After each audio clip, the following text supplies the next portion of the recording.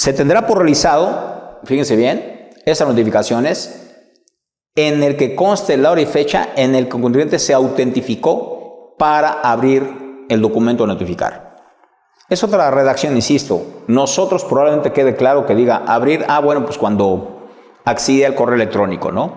La definición ya es un tema que tendrían que analizar si jurídicamente es correcta los abogados fiscalistas, pero son las condiciones que la autoridad dice. Tú abres, como compartimos, insisto, en la jerga financiera o en la jerga de operaciones cotidianas, abres tu correo electrónico, con ello te notificaste. Ya estás autentificado, eres tú. ¿Qué pasa si eres como algunos potenciales clientes que dicen yo me voy de viaje y confío en mi asesor, en mi asistente o en mi hijo? Oye, abre mi correo, mándame la información. Y si te dice, oye, aquí hay uno del buzón tributario, y dice que tal cosa, ya te notificaste, aunque no haya sido tú, porque la firma que tienes para tu correo electrónico, tu contraseña, es privada. Por eso también tengan mucho cuidado en cómo se maneja todo lo anterior. Son documentos digitales. Y también saben ustedes que la autoridad y los ingenieros en sistemas especializados pueden identificar desde qué máquina, o sea, el famoso identificador ID, desde qué máquina y de qué domicilio en su momento fue evidenciado lo anterior. Entonces, muchas de las tareas que hacemos los contadores las hacemos desde nuestro despacho, ¿de acuerdo? O desde los equipos de trabajo que tenemos ahí. La autoridad dice, no fue el propietario de la firma o de la contraseña quien lo hizo. Fue alguien más y se identifica. Toda esa es la relación que debemos estar observando. Previo a lo anterior, les será enviado un aviso mediante el mecanismo elegido, como ya establecimos, que establece el artículo 17K. Vamos a tener como contribuyentes 3 días para poder observar estos documentos que están pendientes de notificar, y esto se va a contar a partir del día siguiente a aquel en que les sea enviado el aviso. Insistimos, también este tema del cómputo de los plazos, jurídicamente hablando, hay que corroborarlo con los abogados. A veces la lectura que nosotros hacemos puede ser confusa. Aquí, oye abogado, ¿qué plazo hay? Por eso también tengan muy presentes que en cuanto a notificaciones y demás, hay que estar siempre en conocimiento de lo que sucede o comunicación directa de manera inmediata con el abogado, para que le digamos los plazos y no se vayan a transcurrir días en lo que nosotros tratamos de entender, tratamos de analizar, y posteriormente le hablamos al abogado y te dice, ¿cuándo fue esto? Ya que hacen el estudio, dice, oye, ya perdimos días o ya se nos venció el plazo. Eso también es importantísimo, porque como los plazos se van reduciendo, los días de respuesta o de atención se van reduciendo, es importantísimo, es trascendental que se dé una atención oportuna al cómo y qué se va a responder la autoridad, o sea, cómo se va a atender la respuesta de la autoridad. El atenderlo internamente, el revisarlo, el corroborarlo, el verificarlo, esa es otra situación. Entonces, atención, sí lo vamos a atender obligatoriamente para saber si es correcto o incorrecto el criterio de la autoridad. Y en consecuencia de lo anterior, ahora vamos a analizar cómo responder. ¿De acuerdo? Para que cumplamos con el plazo señalado, lo que establece aquí mismo, y esta notificación se tendrá por realizada al 4º día contado a partir del día siguiente. Lo que hacíamos mención, ¿se acuerdan hace unos minutos que está en la página del SAT? Aquí están los fundamentos legales. Y destacamos esto, si son tan gentiles. La clave de seguridad será personal y transferible y de uso confidencial. Entonces, el único responsable directo ante las autoridades es el contribuyente. Es que se la confíe a alguien. ¿Tú le permitiste el uso confidencial o él usa un uso indebido de lo anterior? Si es así, demanda en contra de quien hizo el uso indebido. Por eso, mi criterio y sugerencia es tengan todo firmado. Voy a poder tener acceso únicamente para estas condiciones. Mis responsabilidades, mis alcances son tales. En caso de que concluyamos con ello, entonces yo dejo de tener responsabilidad de lo anterior hasta tal fecha. Ahí hay otras situaciones que en este momento no voy a compartir, pero a veces es prudente inclusive decir, pues mira, mientras yo tenga el uso, si es que yo lo voy a estar utilizando, permíteme modificar la contraseña autorizada por ti, pero solamente para efectos de lo anterior. Y estará prohibido que tú se la des a un tercero, por diferentes razones. Entonces, el contribuyente será el único responsable del uso que le dé al mismo para precisamente la comunicación de los documentos digitales que hubieran sido enviados. Este acuse de recibo también podrá consistir en un documento digital con firma electrónica avanzada de las personas que intervengan, obviamente desde quien nos envía el documento digital hasta quien lo recibe. Todo lo anterior estará disponible en el portal del SAT, como ya lo vimos. Estas notificaciones serán emitidas anexando el sello digital correspondiente, que todos los hemos observado también, en general lo observamos cuando llega la notificación, hasta abajo viene la cadena original, el sello digital y el código de barras de la autoridad o de la persona que nos lo emitió. Esto es fundamental también para que tenga absoluta legalidad. ¿Ok? Ahora, ¿cuál es el fundamento legal de las notificaciones electrónicas? Primero, la Constitución Política de los Estados Unidos Mexicanos nos precisa que nadie puede ser molestado en su persona, familia, o bien, papeles o posesiones, y destacamos aquí papeles, sino en virtud de un mandamiento por escrito de la autoridad competente que funde y motive la causa legal. Y destacamos mandamiento escrito. Entonces, estaría también de los abogados establecer si es que este mandamiento escrito incluiría o no con las características de los documentos digitales. Primero, solo podrá ser en tus documentos. Entonces, ¿quién te va a poder llevar a cabo? Esa es lo que se llama el acto de molestia. ¿Quién te va a poder molestar jurídicamente? La autoridad competente. Esta autoridad competente, para efecto de las autoridades fiscales, abogados especialistas en la materia nos refieren a que no todos tienen competencia, y hay competencia por territorialidad, por jerarquía o demás, que los abogados dicen, esta persona no tiene, a pesar de que es un funcionario del SAT, no tiene la competencia para notificar lo anterior, o no corresponde a la entidad jurídica que lo está correspondiendo y demás. Por eso es fundamental que el abogado especialista en la materia, al momento de leer el documento, son los primeros conceptos que va evidenciando. ¿Quién notificó? ¿Cómo notificó? ¿Cuál es el procedimiento? ¿Cuál es su nivel jerárquico? Y conociendo la ley interna del SAT y el reglamento del SAT, podrá establecer si tienen esta competencia o no. Adicionalmente, que funde y motive. Artículo 14 y 16 del Código Fiscal de la Federación, ¿de acuerdo? Donde establezcan el por qué te están sancionando y el fundamento legal específico y concreto de lo que se está haciendo. Fundado y motivado. Esos son los documentos que deben de estar. Pero fundamentalmente también, ¿cuándo me va a aplicar las condiciones? La obligación que tenemos de cumplir con las leyes fiscales nace del artículo 1 del Código Fiscal. Ustedes lo pueden observar acá. Personas físicas y morales nos define para efectos fiscales, y que estemos obligados a contribuir para los gastos públicos. Obligación que también establece la Constitución Política de los Estados Unidos Mexicanos. Sin embargo, nos precisa conforme a las leyes fiscales respectivas. Entonces, ¿voy a tener que cumplir con las obligaciones tributarias para contribuir al gasto público? Sí, pero si no está en ley o no hay una cuestión jurídica de ley fiscal, no me compete hacer esa o cumplir esa obligación. Y esto dice que se va a aplicar las disposiciones que establece el Código en su defecto y sin perjuicio de lo dispuesto en los tratados internacionales. O sea, se complementa con las leyes o los tratados internacionales que se establezcan para precisar situaciones específicas. Eso es lo que hace el Código.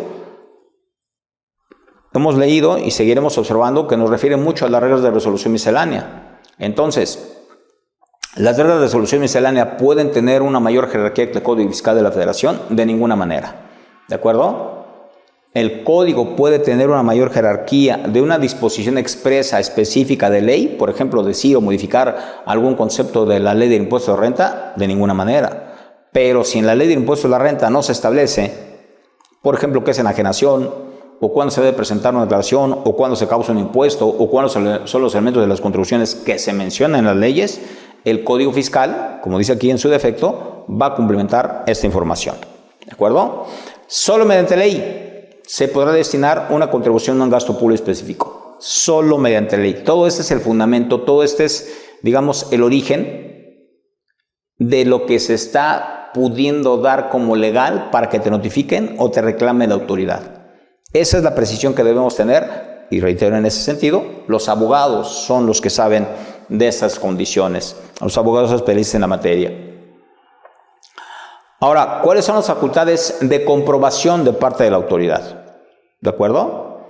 Hay procesos que también se establecen facultades de gestión, facultades de comprobación, entre otros procedimientos, pero en particular el artículo 42 nos dice que para poder comprobar el cumplimiento de las obligaciones fiscales, las autoridades podrán determinar las contribuciones omisas o los créditos fiscales, o también evidenciar delitos fiscales. Por ello, estas autoridades tendrán las facultades de requerir la contabilidad para que exhiban en su domicilio, establecimiento o en las oficinas de las propias autoridades o en el buzón tributario la contabilidad. Aquí hay que hacer precisión que no lo establece como nosotros lo estuviéramos deseando quizá, pero hace mención de la contabilidad financiera, la contabilidad interna, porque la contabilidad fiscal no existe, caballeros y señoritas, y más adelante les voy a dar el fundamento legal de lo que hablo. Así como proporcionar datos o documentos o informes que se le requieran a efecto de llevar a cabo su revisión. Observen lo que dice aquí, primera instancia, es la contabilidad. Podrá practicar visitas domiciliarias para revisar contabilidad, bienes o mercancías en algunos casos. Para comprobar justamente el cumplimiento o el buen comportamiento de los contribuyentes responsables solidarios, terceros asociados con ellos, los asesores fiscales, que recordarán también modificaciones hace 4 años de quienes somos asesores fiscales, quienes podríamos ser considerados como tales y posibles responsables solidarios, así como instituciones financieras, de fideicomisos y demás, y todas las partes que estén integrando la operación, en el caso de cualquier otra figura jurídica, han cumplido con las disposiciones fiscales y aduaneras. Agregamos esta tarea de las cuestiones aduaneras para determinar en su caso las contribuciones omisas o los créditos fiscales, o sea, la omisión de contribuciones o la omisión de ingresos, que también es esa pauta que les decía que se considera un delito de defraudación fiscal conforme al artículo 108 del Código correspondiente, del Código Fiscal de la Federación. Si omites ingresos para determinar menores pagos de contribuciones, es esto, contribuciones omitidas u omisas, y determinar los créditos fiscales y comprobar justamente esos delitos fiscales. ¿En qué consistió lo anterior? ¿Alteraste la contabilidad? Es un delito. ¿Qué señala el artículo 111, 113 del Código Fiscal de la Federación? Que también sería prudente que lo conozcamos. O bien, utilicé documentos falsos, documentos apócrifos, que no tienen una realidad, ¿de acuerdo? Estoy haciendo simulación conforme a lo correspondiente señalado o precisado en el Código Civil. Si está haciendo simulación, absoluta o relativa, y la autoridad te lo puede comprobar utilizando documentos no reales, que no tienen una realidad jurídica, entonces también es un delito. Por ende, van a estar facultados para requerir a todos los que acabamos de mencionar para que exhiban, decíamos, en los domicilios o ubicaciones que establezca el propio código o dentro del buzón tributario, y nos precisa, dependiendo de la forma en que se efectúe el requerimiento, la contabilidad, así como todos los datos u otros documentos o informes que se le requieran a efecto de llevar a cabo su revisión. ¿De acuerdo? En particular, en el artículo 42, fracción novena, hace referencia a practicar revisiones electrónicas, basándose en el análisis de la información y documentación que obra en poder de la autoridad. ¿Qué tengo yo como autoridad, no? De acuerdo a la redacción. ¿Qué es lo que tengo? Todo lo que me has enviado por obligaciones tributarias. Hacemos mención de las declaraciones, ¿de acuerdo? Mensuales, anuales, informativas o cualquier otra. ¿Qué más tenemos ahí? La correspondiente emisión de los comprobantes fiscales, tanto recibidos como emitidos, estados de cuenta y demás información que obre en poder de la autoridad. todo aquello que le hemos enviado a la autoridad, las fichas técnicas y demás consideraciones o los datos que aportamos cuando nos dimos de alta, recordarán la persona moral, pues el acta constitutiva y demás situaciones que se tienen que generar, los datos que aportamos del domicilio fiscal, nombre completo, a qué nos dedicamos y demás, cuando obtenemos nuestro registro federal de contribuyentes o cuando actualizamos nuestras actividades económicas, todo esto es lo que obra en poder de la autoridad. ¿De acuerdo? Podrán ejercer estas facultades de manera conjunta, indistinta o sucesivamente, entendiendo que se inician con el primer acto que notifique al contribuyente y como observamos ya también en su momento, observaremos, discúlpenme, el 53B, se inicia en cuanto se notifique vía buzón tributario. Si está ejerciendo facultades, como ya vimos del artículo 42, fracción novena, entre otras, es facultad de comprobación,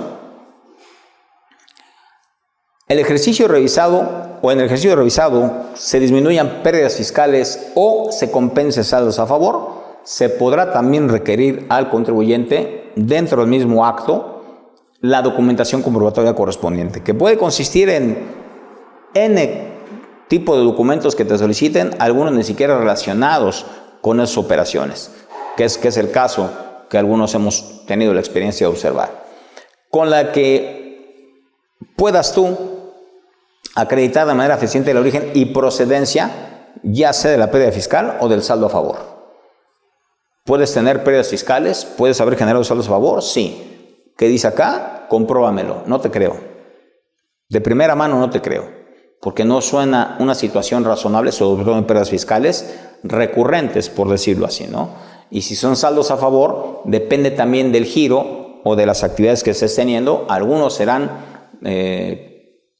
razonados, entendibles, y otros que no dan esa pauta y que se dan repetitivamente. También aquí tiene que ver, esa es una práctica que la autoridad tiene, las fechas, los periodos en que esto se da. Y a veces, dependiendo de las fechas o periodos que se generen, dan la pauta a la autoridad como un foco rojo porque es un comportamiento atípico. Si es algo recurrente, si es algo común, reiteraba hace unos minutos, no tendremos por qué incomodarnos o tener incertidumbre en que la autoridad me vaya a requerir y yo tenga una posibilidad de no poder responder. Si tu realidad es absoluta, responde adecuadamente y quizás si la autoridad todavía con ello no queda satisfecha, te tendrás que ir a los medios de defensa correspondientes. Nuestro cliente tendrá que hacer uso de los medios de defensa correspondientes, ¿de acuerdo? Para poder convencer a la autoridad o evidenciar a la autoridad o también hacerle evidente su falta de precisión en lo que te está acusando. Esas son consideraciones porque puede ser que haya errores en esos sentidos. Todo esto va a ser a través del buzón tributario, la información que se va a recibir, o al representante legal en su caso, y aquellas personas que tengan también sus órganos de dirección general por conducto del representante legal en un plazo de 10 días. Entonces, va a ser el representante legal, pero para que le informe a los órganos de dirección en su caso, o si es que eres asignado como representante legal y no tienes estas condiciones, en el plazo de 10 días, en donde esté dándose las condiciones previas al levantamiento del último acta parcial, del oficio de observaciones o de la resolución definitiva en el caso de revisiones electrónicas. Estos conceptos de las actas parciales, actas definitivas, actas de inicio, requisitos, condiciones y procedimientos que se establece, comparto nuevamente, son especialización que tienen los abogados. ¿Podemos tener conocimiento de ellos, de esto nosotros los contadores? Sí, pero las precisiones jurídicas a veces distan mucho de tener un alcance comprensible absoluto. Por eso es la recomendación que les hago. ¿De acuerdo? Algún colega nuestro, contador y abogado también, dice, mira contador, tú te contratas para el servicio contable, para el servicio del pago de las contribuciones o el cálculo de las mismas y demás, pero no cobras los servicios legales, eso se manejan aparte. Y el riesgo de que quizá, insisto, sin ningún dolo, hagas algún procedimiento o des alguna respuesta ante la autoridad, quizá obstaculice un buen proceso de defensa fiscal. Por ello insisto, y también por seguridad jurídica nuestra, ¿están de acuerdo? ¿Quién va a llevar a cabo la defensa? ¿Quién va a hacer a cabo todo lo anterior? El abogado. Y si el abogado va a ser responsable, déjémoslo trabajar. Trabajemos con él en conjunto porque nosotros somos los que tenemos la información. Sí, pero esa sería la sugerencia. Yo desde que surgió esta notificación dice, y lo puse en interrogante, dice, nos va a informar el derecho que tenemos para acudir a las oficinas que estén llevando a cabo el procedimiento que se trate para conocer los hechos o omisiones. O sea, ellos nos van a dar el derecho, o el derecho ya lo tenemos simplemente por ser ciudadanos, simplemente por ser contribuyentes. Yo tengo derecho a lo anterior. Sin embargo, aquí me establece, yo te voy a avisar cuándo y cómo. Fíjense bien cómo nos van acotando, cerrando el campo de acción. Si transcurre todo el plazo que se corresponde entre en la última acta parcial, el oficio de observaciones o la resolución definitiva en el caso de revisiones electrónicas, donde señalan las actuaciones, la asistencia o inasistencia, o sea, si atendiste a cuando te invitaron o no, para ejercer sus derechos a conocer el estado del procedimiento en que está siendo sujeto.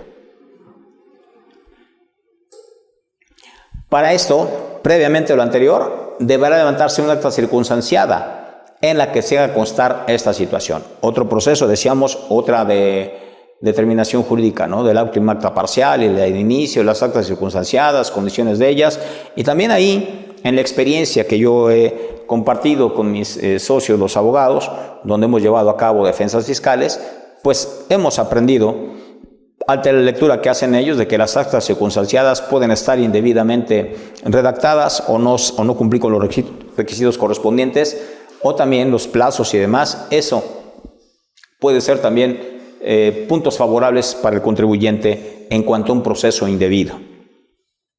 En toda esta comunicación deberá indicárseles que pueden solicitar la ayuda de la Procuraduría de la Defensa del Contribuyente para ser asistidos de manera presencial en cuanto vayas con la autoridad. Es como también se utiliza una jerga en nuestras actividades profesionales, nuestro defensor de oficio, ¿de acuerdo?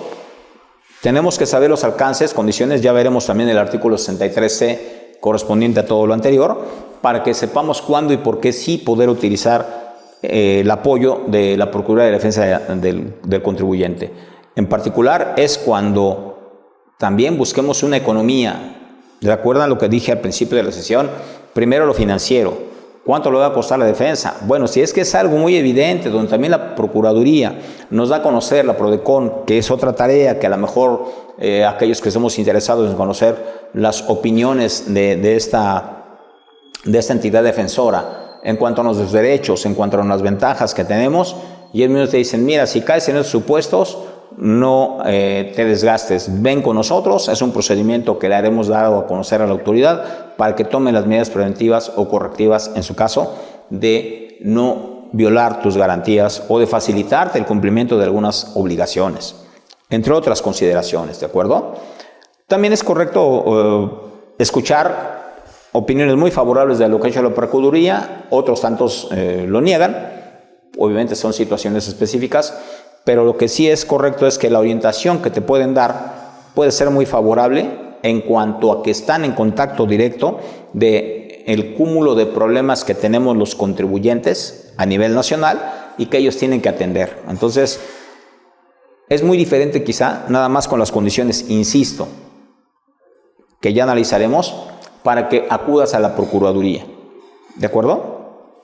Porque tiene sus limitaciones. El SAT establecerá en reglas de carácter general toda la información en cuanto al procedimiento para informar al contribuyente el momento oportuno en que pueda acudir a sus oficinas y ejercer su derecho a ser informado. Analicen también las reglas de resolución, de verdad a veces son bastante poco razonables en cuanto a los conceptos que establecen para todas estas condiciones de notificaciones y asistencia y etcétera. Ustedes saben también lo que ha sucedido con las invitaciones por parte de la autoridad en cuestión de las cartas de invitación, hora, lugar, fecha específica, condiciones establecidas y en su momento también, ahora sabemos que se puede tener la posibilidad de hacerlo vía virtual. Todas esas condiciones son relevantes. En consecuencia, hasta ahí las facultades de comprobación del artículo 42, fracción novena del Código Fiscal de la Federación. Requisitos de los actos de administración que se deben notificar. Se deben de notificar estos actos administrativos, conocidos así los procesos que hace la autoridad. De primera mano dice que en documento escrito o digital. En cuestión de actos administrativos que consten en documentos digitales, podrán tener en los notificaciones de manera personal o a través del buzón tributario, debiendo constar, obviamente, la transmisión codificada a los destinatarios, como ya lo hemos observado.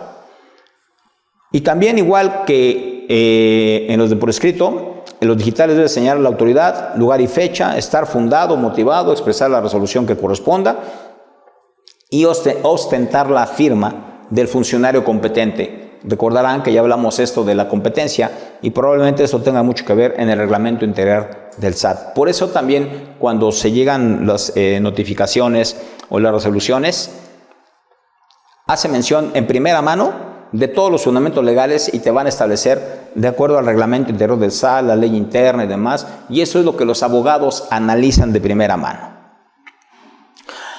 Nos refiere también de los medios electrónicos, un capítulo que se agregó hace algunos años al Código Fiscal de la Federación para precisar todos los lineamientos que establece, donde vas a poder observar consideraciones de la firma electrónica o de la famosa FIEL o cualquier otro procedimiento en medios electrónicos. Ese es el capítulo segundo.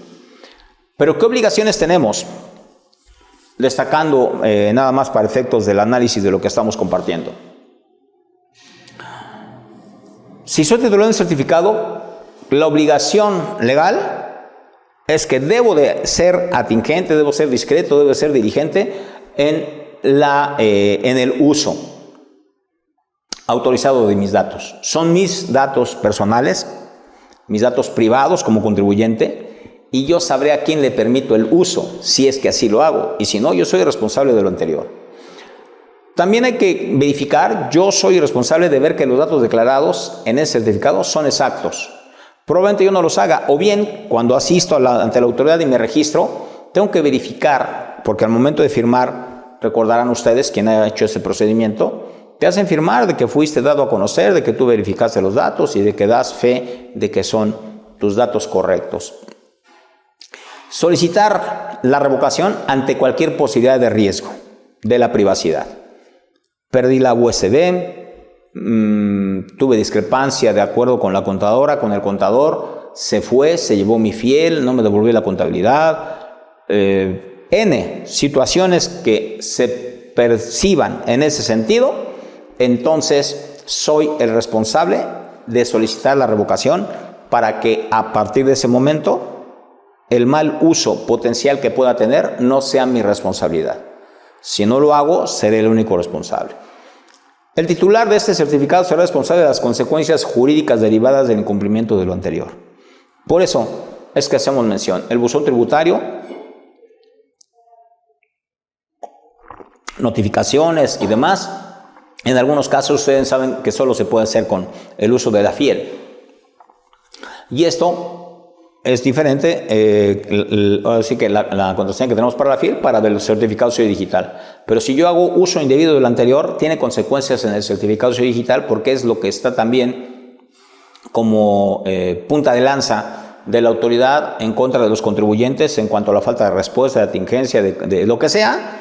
Estamos amenazados y generalmente se presenta la cancelación de los certificados de sello digital. Es la manera más efectiva que la autoridad ha encontrado para que el contribuyente responda, para que reaccione, como también se puede establecer por parte de la autoridad, ¿no? ¿Procedente o no? Bueno, pues estamos ante esa disyuntiva. Tengan cuidado con esas circunstancias. Ahora bien, los fundamentos de las revisiones electrónicas correspondientes al artículo 53b, que este es el fundamento legal para efecto de estos conceptos de fiscalización electrónica o revisiones electrónicas. correspondiente a las facultades de comprobación de la autoridad que ya analizamos, se realizarán estas revisiones electrónicas conforme al siguiente. Con la información y documentación que obre en poder de las autoridades, dará a conocer los hechos que deriven o que presuman la omisión de contribuciones y aprovechamientos o en la comisión de otras irregularidades. A través de una resolución provisional, lo primero entonces que nos van a enviar es la resolución provisional, en la cual se podrá acompañar un oficio de preliquidación. Entonces te dice, te doy a conocer el por qué, de acuerdo a la presunción que tenemos, de acuerdo a los hechos que observamos, eres acreedor a una sanción. Y te voy a dar, como podremos ver, insisto, un poquito más adelante, en los cálculos correspondientes o en los procesos correspondientes que tenemos en el ejemplo de un caso real, ¿cuáles son esas condiciones? ¿Cuáles son las situaciones? ¿Cuáles son los cálculos? Entre los que se incluyen obviamente las contribuciones, actualizaciones, recargos, multas de fondo o de forma y las condiciones también en su momento de pago que pudiera haber. Te dan a conocer toda la preliquidación, te dicen y tienes los plazos que estamos ya observando anticipadamente para llevar a cabo este procedimiento. Respondes, tienes una opción, no respondes, entonces tienes otra consecuencia. Por eso dice, aquí está tu oficio de preliquidación, ¿lo aceptas o no? Da la pauta, como ya lo veremos, de que si nosotros como contribuyentes, por decir así, aceptamos la propuesta de la autoridad sin negar nada, entonces la autoridad dice, ok, tendrás beneficios, sobre todo en reducciones de los pagos de las multas, por ejemplo. De lo contrario, bueno, pues atente a las consecuencias mayores, ¿de acuerdo? Para que se vean lo anterior. En esta resolución provisional, decíamos, se va a requerir para que en un plazo de 15 días, posteriores a esa notificación, manifieste lo que a su derecho convenga, lo que decía hace unos minutos. Aquí te lo informo, analízalo y respóndeme si es que crees que algo es incongruente. O en su momento, también en esa presunción de desvirtuar lo que estamos compartiendo, proporciones la información y documentación tendiente a desvirtuar las irregularidades o acreditar el pago de estas contribuciones que se precisan en esa resolución provisional. ¿De acuerdo? Esos son los procesos que sí debemos conocer, que debemos tener considerados en cuanto recibamos esto, plazos y qué es lo que se tiene que llevar a cabo. Si aceptas los hechos los hechos que se consignan en esa resolución provisional y en el oficio de preliquidación, podrá optar, pues decisión tuya, pues este concepto de podrá optar, por corregir su situación fiscal en el plazo señalado, mediante el pago total de las contribuciones y todo lo que corresponda para eso mismo, incluyendo los accesorios, que reitero, ya veremos cómo es que se precisan y el impacto brutal que hay, sobre todo en multas, en algún momento dado. Todo en los términos que correspondan y que precise el oficio. En ese caso, gozará, lo que decía hace unos minutos, del beneficio de pagar una multa equivalente al 20%. ¿Aceptas lo que la autoridad te determinó? Voy a pensar, te dice que debes 7 millones de pesos, considerando todos los conceptos que establecen aquí, le dice, sí, sin problema, tienes razón, yo debo esa cantidad y te la pago. Dice, ok, entonces vas a pagarme solamente el 20% de la multa, correspondiente a esas contribuciones omisas, que ya veremos hasta dónde crece la multa. ¿De acuerdo? Esto es cuando tú aceptas. Si ya se recibieron todas las pruebas y documentación que tú como contribuyente aportas en los 10 días siguientes en cuanto se vence el plazo correspondiente, la autoridad si tiene la posibilidad de identificar elementos adicionales que deban ser verificados, podrá actuar indistintamente conforme a cualquiera de lo anterior. Dicho otra suerte, contribuyente, ejerciste tu derecho a decir que no es congruente lo que yo te estoy pidiendo o que no estoy observando situaciones favorables para ti. Entonces, aporta las pruebas. Si ya lo evalué con los plazos que aquí estoy estableciendo e identifico que todavía tengo que llevar a cabo una verificación adicional, entonces puedo efectuar un segundo requerimiento para que cuando me respondas en un plazo de 10 días máximos a partir de esa notificación, me hagas a llegar este segundo requerimiento. Como primera opción. O bien solicitar información de documentación a un tercero. Tú me dijiste que hiciste una operación con edificadora de sueños SADCB y voy a pedir a la edificadora que me compruebe lo que tú dicho.